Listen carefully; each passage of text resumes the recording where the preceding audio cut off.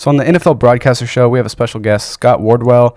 He is with SemiPro Sports, and we're going to be talking about our predictions for top 10s, running backs, quarterbacks, wide receiver duos, you name it. We're going to be talking about it. So welcome, man. Glad to have you here. What's going on? I'm glad to be on, man. All right, so what did you want to cover first today?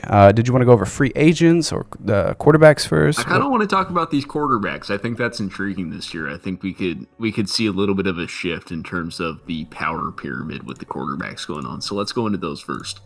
Okay, I think so too. It'll be fun. Give me just a second. My camera screwed up.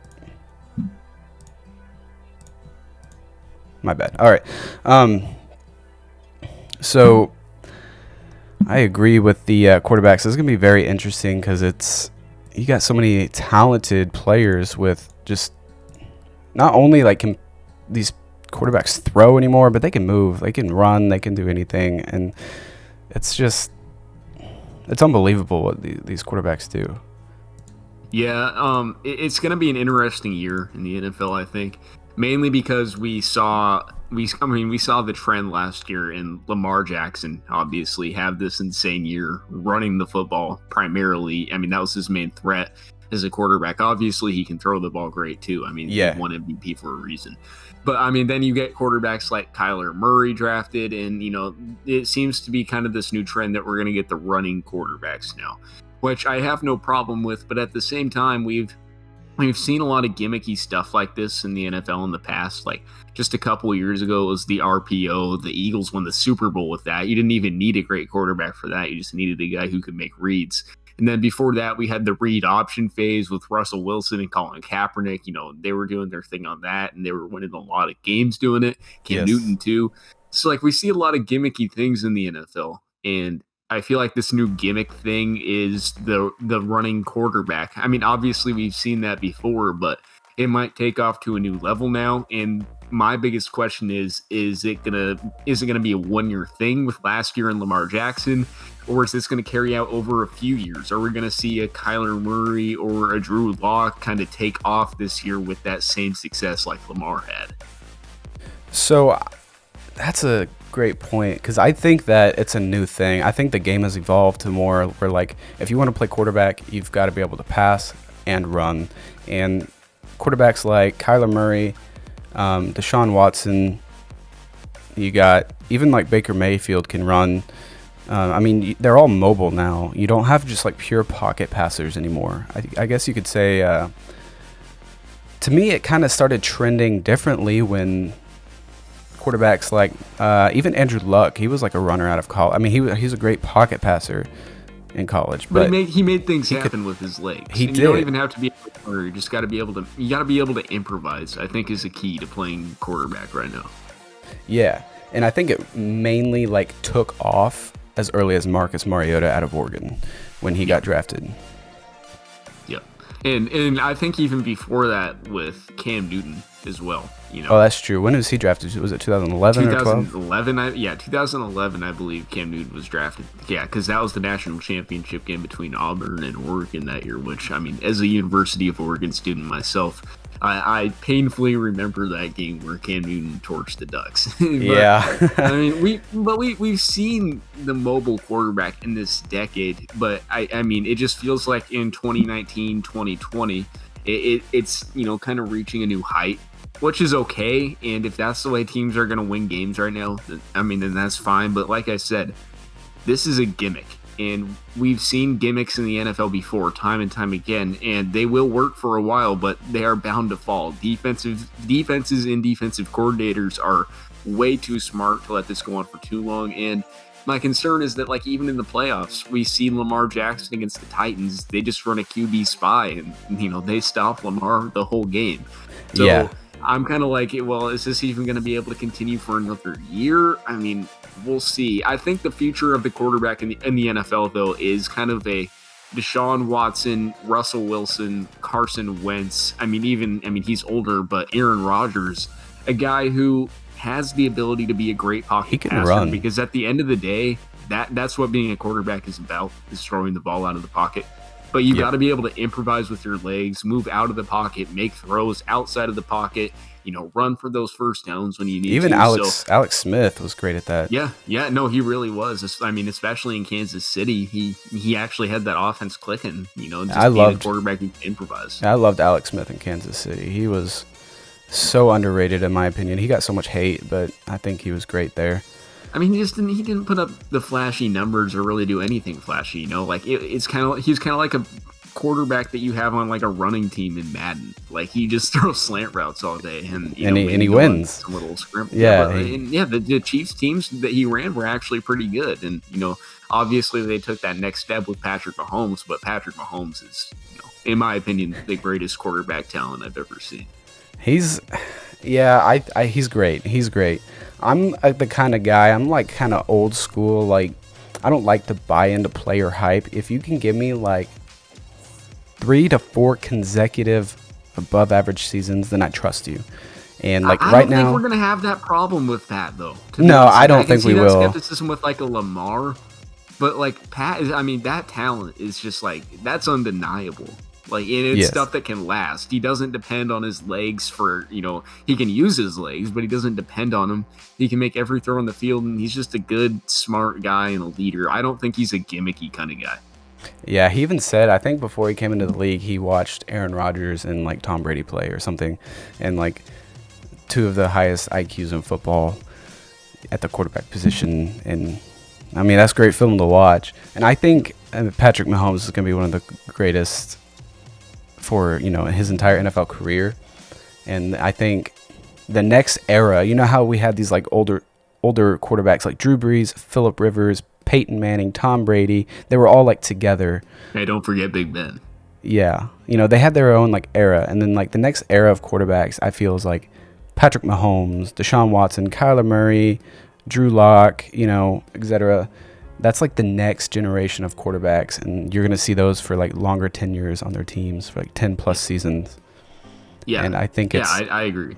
It's going to be it's going to be game changing, I think, because a lot of passing.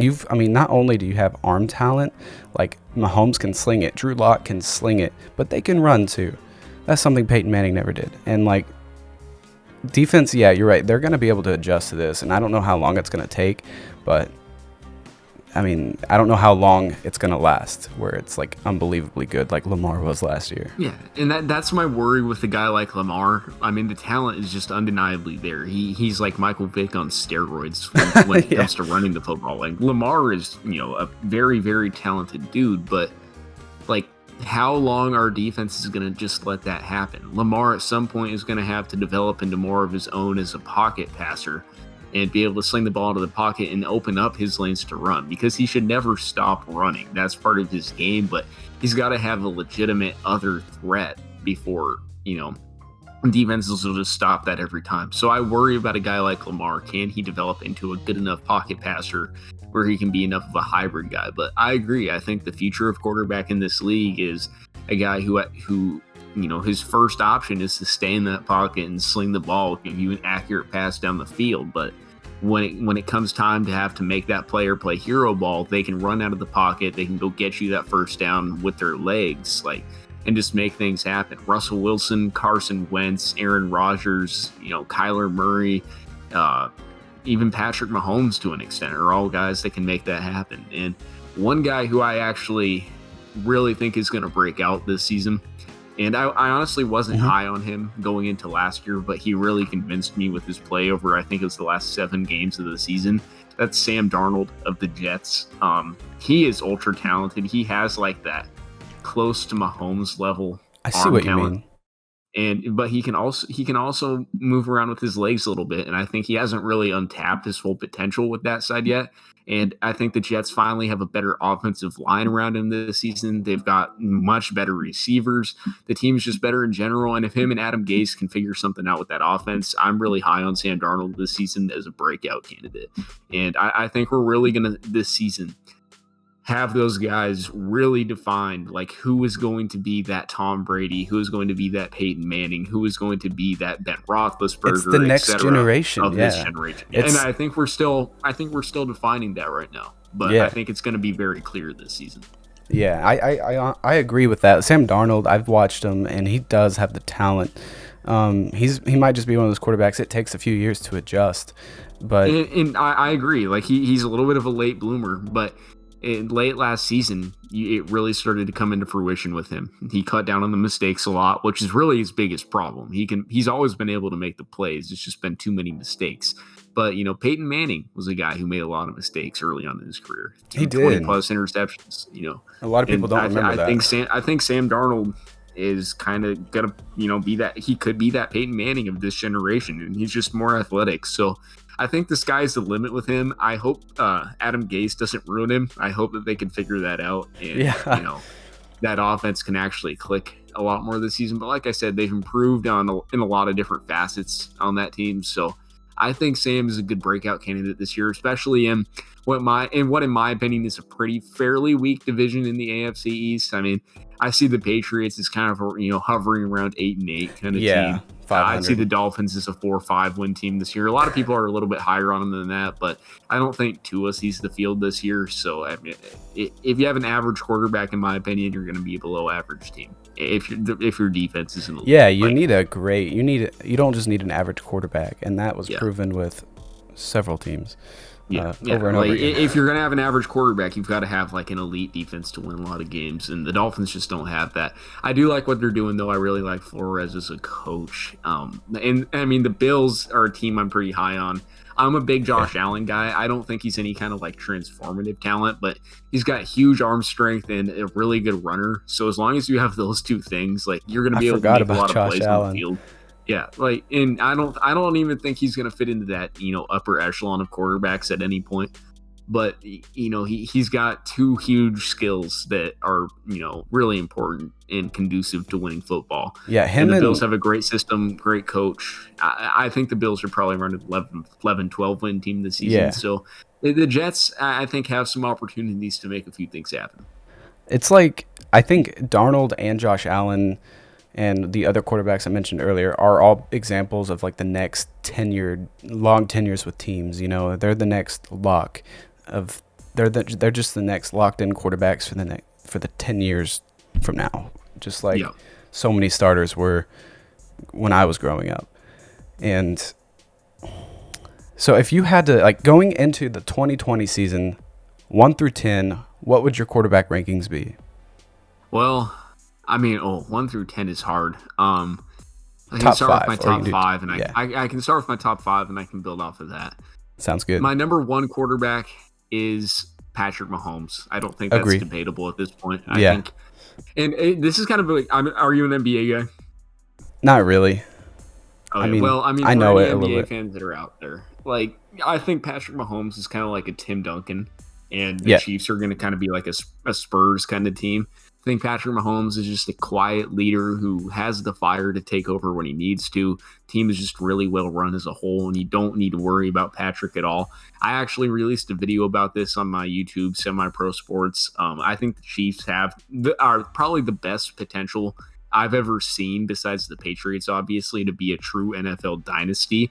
Like, they have all the tools, and the head coach, the GM, the quarterback, everything is in place there. So I really like Patrick Mahomes, and he's just in a perfect situation. The Spurs of the NFL. Yep. I knew that long run of those key players on the Spurs back in. Yep.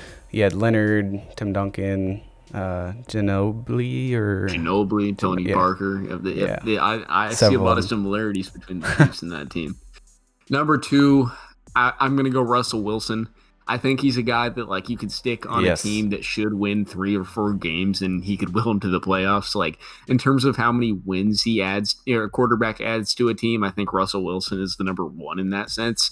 Like, he just makes things happen and can put a team on his back. There's really nothing he can't do. He's ridiculous.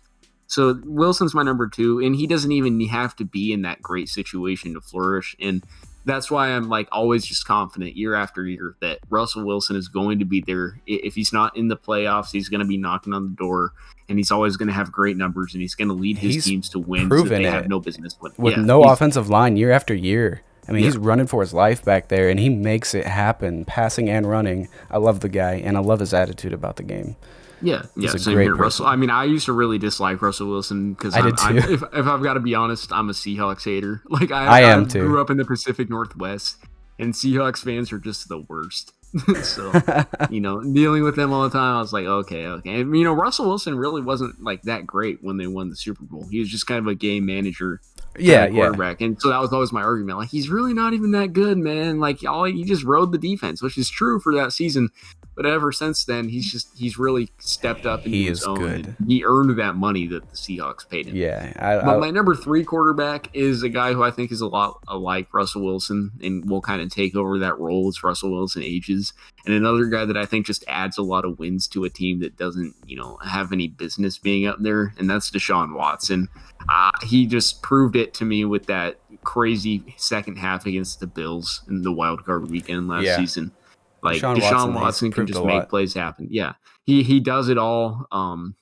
I think he kind of has just that it factor as a quarterback that can will you to a Super Bowl title. I really like Deshaun Watson, so that's probably my number 3 guy. After you get outside of that top 3, it's where it gets a little sketchier for me. But until he proves otherwise, and that could be any game now, any year, any game. Drew Brees is my number 4 guy, he's never been a guy that has like that one definable thing that like, oh, he's great. He doesn't have that crazy arm strength. He's not a crazy runner. He doesn't really have that one, really definable thing about his game, but he's just a super high IQ player. And that really just is what does it for him year after year. And the reason that his offenses are always at the top of the NFL and the Saints are always in the mix. So until he proves that he can't do that anymore, Drew Brees is my number 4 guy. Like, agreed. He's just a guy that you can always trust and depend on. And even as his physical skills diminish, like his IQ is going to be able to carry him. Like he's going to be fine for another year or 2. Yeah, and like at this age, I would take him over Brady. Yeah, I would too. And I like Brady. I mean, I don't like Brady personally, but I respect the hell out of the guy. Yeah. But like, I respect his game, like I said, but I still take Drew over Brady right now. Although I like Brady for a lot of the same reasons, like that IQ. The IQ is off the charts. For a long time. Yeah. And for my number 5 guy, this is another difficult one, and I feel the obligation to put him in just because of, the season he had last year. Lamar Jackson, like, again, it's like until he proves otherwise kind of deal. No, like, he played like a top the top quarterback last year, so you've got to put him in that conversation right now. And just based I do think on he will last have season. A big statistical drop off. I do. I don't think he can even closely replicate those stats from last season, but until it is proven that his style of play can be stopped on a consistent basis, then give me Lamar Jackson in that top 5. He's one of probably the most dynamic player in football right now. He not only is probably the best runner at the quarterback position we've ever seen, but he also does have a lot of underrated arm talent. Doesn't need refining, doesn't need molding, doesn't need sculpting, absolutely. But he has a lot of talent and can just make things happen. And so those are my 5 guys right now. I agree with that. And yeah, I mean, Lamar Jackson, until he proves elsewise, you can't disagree with any of those predictions that you've said. And that's just basing off of last season. And I try not to take someone's entire career into like count, but because I'm just basing it off of pretty much like last season. I guess you want to take into account the most recent thing you've seen because that's what they are at this stage. Yeah, and I agree with your top 5. As much as I'm a huge Packers fan, and as much as I hate not to put Aaron Rodgers in the top 5, he isn't. Top 10, anymore. Yes. He probably would have been my number 1 before this past season. If you would have asked me going into the 2019 season, A-Rod is probably my number 1 quarterback in the NFL. But, he didn't have the best season last year. I wasn't impressed. I think he fell off a lot physically, which is what his game depends a lot on. And, is he still a serviceable quarterback? Hell yeah. Is he still a quarterback that is Super Bowl caliber? Hell yeah. But, I mean, I don't think he's a top 5 guy anymore. And he could prove otherwise. Like, I mean, he's Aaron Rodgers. He's a bad man. He's proven it his whole He's career. Aaron Rodgers. He's a bad man. He's really, really good, right? But last time we saw him, it wasn't that impressive, and it wasn't what we were used to seeing from him. So Absolutely, right now, I would agree. probably have him in my 6 to 8 range. Yep, agreed. Let's move on to either running backs or wide receivers, maybe the top 5 predictions. Let's do wide receivers. Sounds good. All right, my number 1, and this has been a debate for me since last season. Do you want to give it to Michael Thomas? Do you want to give it to Julio? Do you want to give it to DeAndre Hopkins? All very reasonable. Yeah, and you can't go wrong with either of those picks. Each one of them has like their own argument to be that guy. But personally, I'm a Hopkins guy. I think he has the biggest ability to just kind of take over a game and be that guy that you literally just cannot guard down the stretch and be that X factor wide receiver. He didn't put up the stats you probably hoped to last season, but he's just that guy that you can trust in late game situations to take over. I like his skill set the best, so I have DeAndre Hopkins at my number 1. But those other 2 guys, I mean, they're very close at 2 and 3. I'm going to put Julio at my number 2 just because I think he's more dynamic than Michael Thomas. Michael Thomas is just kind of force-fed the ball a lot. He is. His targets are off the charts. Yeah, but that's not a bad thing. I mean, you have to be really good to earn those targets and have the ball thrown. Right, and he has a high catch rate. He has force-fed the ball. Yeah, and there's nothing wrong with Michael Thomas, but I think Julio's skill set is a lot better. I think Julio would be better if you put him in that Saints offense. Yeah. So, that's my 1, 2, 3. Number 4, I've got Tyreke Hill. I'm a really big burner wide receiver fan. I think in today's NFL, that's like kind of the way to go. I mean, we saw it with the Raiders drafting Ruggs as the first receiver off the board. He's like fast. I think we're going to see a big surge in these little fast wide receivers in the next few years in the NFL as offenses become all progressively more and more air raid based. Just shootouts. That's what they're going for. Yep, and I have no problem with that. If that's the way you want to run your offense, so be it. We have a lot of great quarterback talent right now. But I love Tyreke Hill. Not only is he just a great burner, but for his size, he's actually really physical, a great route runner, and he can really do it all in a really small frame, which is really interesting to me. And he works perfect in that Kansas City offense, the best offense in the league. He does. So Tyreke Hill is my number 4 guy. At my number 5, and if he was in the league, I would still say Antonio Brown at this point. I mean, he even when he was with the Patriots for that one game, he was still really good. The one game that he played, I actually watched it. he showed that he still had it. So I mean, I would put Antonio Brown if he was technically still in the league. I'm not a fan of AB's personality, but I'm a fan of his game. He is a great wide receiver. He's one of the best in history, in my opinion. He really is. There's a lot of guys after you get outside of that top 3 that you could really make an argument for putting in your top 5. Oh, man. I would honestly, I debate putting either Mike Evans, especially with Brady now, or Devontae Adams. Devontae Adams is who I was going to pick. But at the same time, Mike Evans and Keenan Allen also come to mind for me. Keenan, he's great. I think they're all 3 really similar players too, and kind of statistically, they're all kind of right next to each other. But I think I'm going to have to go with Devontae Adams still. He really shoulders the load of that offense for Green Bay. They really don't have any other major targets. No, they don't, not anymore. Adams can work through double teams all day long. He has really good chemistry with Rodgers. He's my number 5. I agree with that, especially as a Packers fan.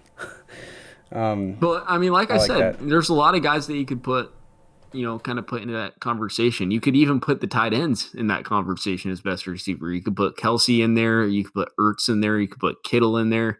Yeah, Kittle's even a thing now. So it's kind of crazy because these tight ends nowadays, they're playing like wide receivers. They're playing slot. They're huge. Tight end has been a super versatile position of the 2010s. It's been very important for a lot of the best teams. I think it's still underrated. I don't understand why these guys aren't going in the first round now. Yeah, I think the Hunter Henry, he's actually from my campus, Arkansas. And I think he was Was he? He wasn't taken in the first round, but he was like the first pick in the second round. Yeah, I'm pretty sure you're right about that. And I think we actually had the kid from Notre Dame this year, go in the first round. But I mean, Okay. I don't understand why they can't be up there with the wide receivers at this point. Yet they don't put up, for the most part at least, they don't put up the same kind of numbers. But we saw the 49ers this season, their offense is almost entirely predicated in the passing game off of George Kittle. Yeah. Like, a tight end can be, your key to success. So I don't understand why these guys don't get more draft stock. And I mean, honestly, I pretty much consider these guys wide receivers at this point. Most teams with pass catching tight ends have one guy that is totally out there to catch passes and one guy who is out there to block the run. Like, it's just two different kinds of tight ends, if you want to even call them a tight end. The pass catching one is just, Yeah. it's a glorified slot receiver that's just huge. It is. And so And they block. it's not really the traditional role that it used to be, and they're basically just wide receivers at this point. And when you have a 6'6", 255-pound guy out there It's unstoppable. being guarded by linebackers, like, yeah, they're going to get open all day. Yeah, I think Gronk started that era. Yeah, he did. And I mean, obviously, what happened, but Aaron Hernandez was right there with him too. Right. Yeah, that's true. He was a star, potential star there, and but then you got the old school like blocking tight ends. Like the Packers re-signed Mercedes Lewis to a 1-year contract. Yeah, and he's just like he just strictly blocks. Those guys still have a role. Like, there's nothing wrong with it. I think the best teams have one of those guys on their roster right now because he's a threat. Not only can he, block a defensive lineman from getting to the quarterback or the running back, but he can also slip out for a little short route and still be a weapon. It's not like these guys can't catch passes. Right, they're proven to catch, and but I think they're underrated. They deserve more credit. The other position that I kind of see making a comeback here pretty soon is, offensive packages are starting to get weirder and weirder and a little bit more gimmicky. I think that's going to last a few seasons. Like, the 49ers had a lot of success on it. The Ravens had a lot of success on it. And I'm sure other teams, I mean, my favorite team, the Philadelphia Eagles, has had a lot of success on it. Just these weird packages. I think the fullback position is going to make a little bit of a comeback. We're going to start seeing some of these oversized running backs, or maybe even guys who would play tight end normally, start slipping into the backfield and not only lead blocking for that running back, but running routes out of the backfield and even getting some carries out of there. I think a fullback is a position that can really be utilized right now. And I think we kind of saw the start of that with Juszczyk in the 49ers. So there's a fullback I really want to talk about. He played for the Packers, and like they let him go, and I haven't heard of him since. It was Aaron Ripkowski. Oh, you remember him? Or John Kuhn too. I remember Kuhn. Kuhn was awesome. Yeah. But like in recent years, I think it was like 2014, maybe when he got drafted. I don't know, but like it was Aaron Ripkowski, and he did amazing things for them out of the backfield. He caught passes, he fought for yards, and then they just let him walk. And he was because it's just a really undervalued position right now. Like, no one sees the value in it, but a team like the 49ers and the Ravens, they did see the value in it. They had a lot of success using the fullback. And actually, the Patriots, they used to have Devlin, and yeah, he was great for them, but I think he retired medically. It's a position that's like, it was kind of on the verge of extinction, but like I said, as these packages get weirder and weirder and teams try to mix it up and catch defenses off guard, like, why not bring a guy into the game that can lay down nasty blocks for your running back, block for your quarterback, run routes out of the backfield, and just be a dynamic playmaker? Like, why not stick a guy like that back there?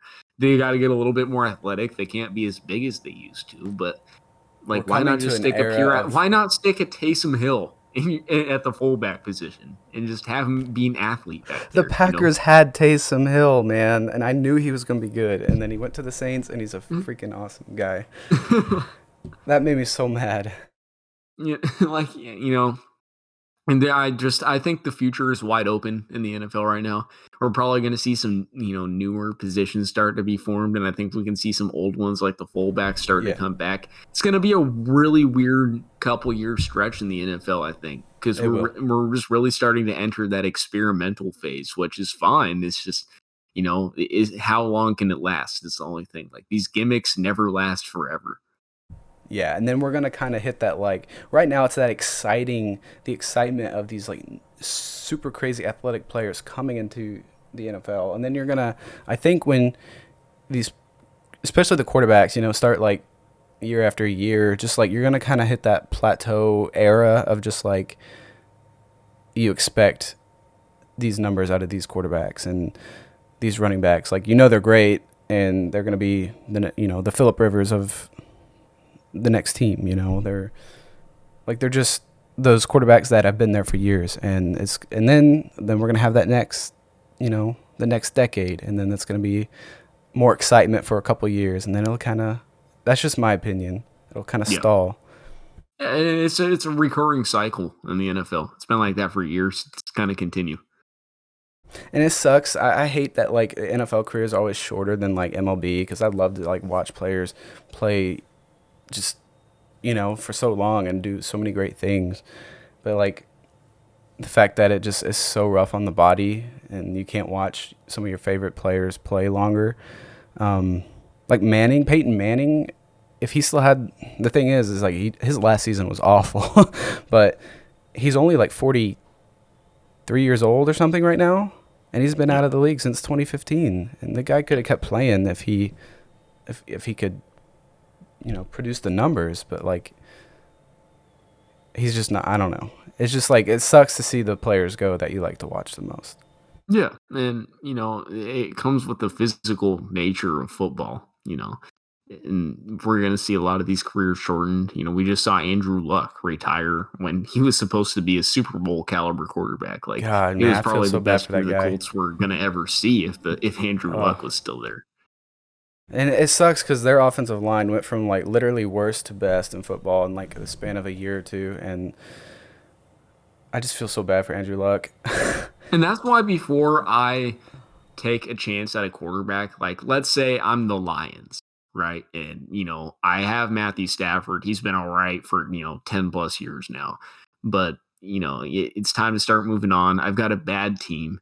Before Yeah. I draft my quarterback, before I go out there and nab a Justin Fields or a Trevor Lawrence, I'm building up my offensive line before I even bring a guy who I could possibly think could be a franchise quarterback behind that line, because I'm Because protecting you'll him kill from him if you day don't have an one. Yeah, O-line. I mean, that's the number one career killer. It's just quarterbacks being on horrible teams with horrible lines for those first couple of years of their career, and it can ruin their health, out of the gate.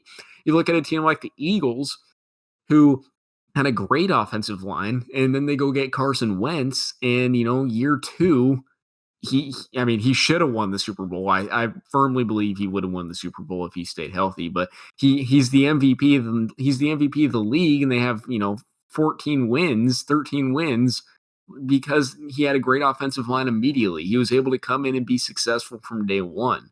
And then, Yeah, he you see a was. guy like Sam Darnold, who has every bit of the talent that Carson Wentz has, but hasn't had nearly the success because his team's just awful and his offensive line breaks down every single play. Yeah, it's really, it's kind of like watching Russell Wilson play the last couple of years.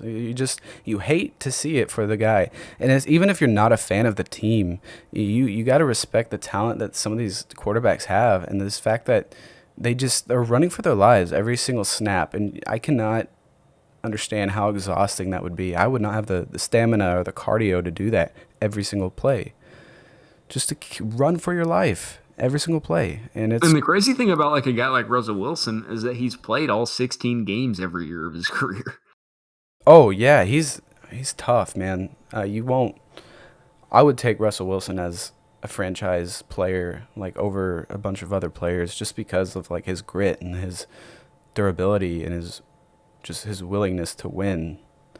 And he doesn't ever, like, you never see him like get mad at his linemen either. He like helps him up. He'll smack him in the helmet, like, good game, or he Yep. never blames anybody else. He's a great team player, like He honestly. really And that's is. the reason the Seahawks, I mean, they haven't been back to the Super Bowl since that catastrophe against the Patriots, but like they're always in the mix, and that is Yeah. because of one guy. It's not because they have all this talent around him. Like the Seahawks have not done a good job with that in recent seasons. It's because of Russell Wilson and his leadership skills and his ability to just be a playmaker. I've grown to love the guy, and I'm not a Seahawks fan, but No. I respect Russell Wilson 100%. But yeah, it's just all about. I totally agree 100%. You've got to build an offensive line to prepare for a great quarterback. Otherwise, Yeah. you're ending someone's career. You're ending your luck at a Super Bowl or any And, contention whatsoever. and at the end of the day, football is won at the line of scrimmage. You can have great receivers and you can have a great quarterback, but if the quarterback's under duress every single play, nothing's going to be able to happen. The quarterback Yeah, has no time to throw. So, in my opinion, you build from the inside out. You get that line going. It doesn't even have to be great; it just has to be serviceable enough to give your quarterback some time. And yeah. let him be the playmaker that he is. In my opinion, and I actually have a video about this. In my opinion, every single quarterback that is drafted in the first round, I mean, barring some horrible personality traits like a Johnny Manziel or a Jamarcus Russell, where they just don't have it in their head to be able to Yeah, be a franchise definitely guy. not. But every guy that is drafted in the first round has all of the potential in the world to be a franchise quarterback. Like they have immense skill. In my opinion, quarterback success in the NFL is very circumstantial. What does your team look like? What is the culture? What is your GM like? What is your coach like? What is the talent around you like? If you are put into a good situation, you can succeed from day one. But if not, like let's just say like a Josh Rosen, where everything around you is horrible, you can wash away within just a couple of seasons without even really having a chance. I forgot about that guy. Dude. I I mean, feel he so, just never had a chance. I feel I feel bad for bad for him. the guy. I do. He, oh man. But now they got Kyler Murray, and I kind of feel like he's in the same boat. Like I feel like he doesn't have the best O line either. I mean, the Cardinals definitely don't have a great O line, but their team did get a lot better around that O line. So I think the Cardinals are going to be able to, make a little bit of noise this season. They already Yeah, did last year with pretty much no talent. they Now, did. now Kyler has got a little bit better talent around him. So I mean, it's all going to be a race. Can he, get the pass off before he gets sacked? But I mean, he has the mobility of like a Russell Wilson to Yeah, to I work compare him to around that as Russell. best he can. I think, and the Cardinals actually scored a lot of points last year, like Yeah, yeah, in that games. offense is pretty good. Kliff Kingsbury is actually a really good head coach. I like him. Yeah, it might just take a few rusty years